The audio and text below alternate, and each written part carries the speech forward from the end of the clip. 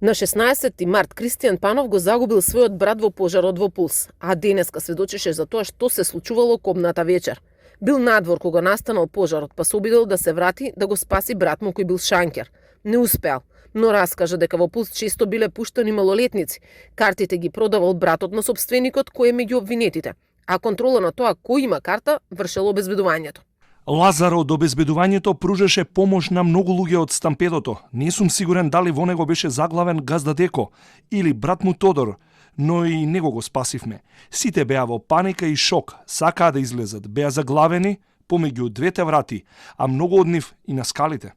Сведоче уште 3 преживеани момчиња и тие потврдија дека никогаш не добиле фискална сметка за билетите, а и дека и претходно била користена пиротехника.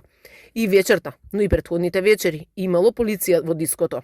Сите сведоци рекоа дека немале видено ПП апарати во диското, но дека кога се случил пожарот, го виделе газдата Дејан Јованов како трча со таков апарат и гасне. Го слушнав пејачот Панчо кога кажа дека влегле полициски службеници, кратко пред настанување на пожарот. Но полицијата не ја прекина забавата. Имам забележено дека се вршат такви акции порано.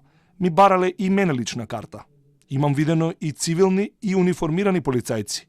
Надвор стоја, 2, 3 полицајци, додека луѓето бегаа, но ништо не правеа. Не знам зошто.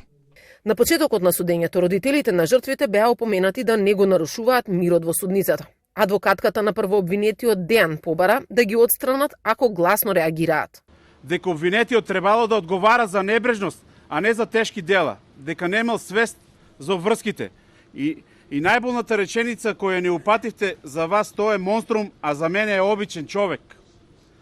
Тоа вие го кажавте лично пред нас родителите кои ги погреба своите деца. Тоа не е емпатија, тоа е суровост.